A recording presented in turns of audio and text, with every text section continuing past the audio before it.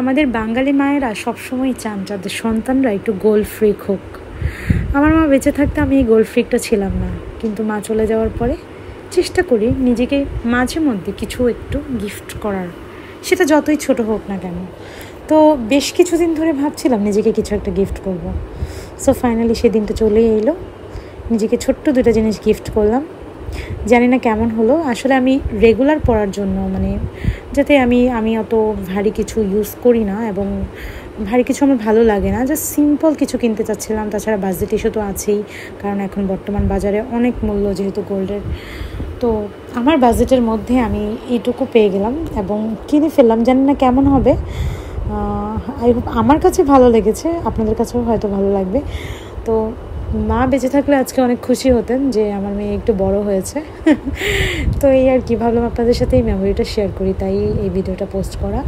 এটা কোনো show off video বা কিছুই না, জাস্ট নিজের হ্যাপিনেসটা একটু শেয়ার করা।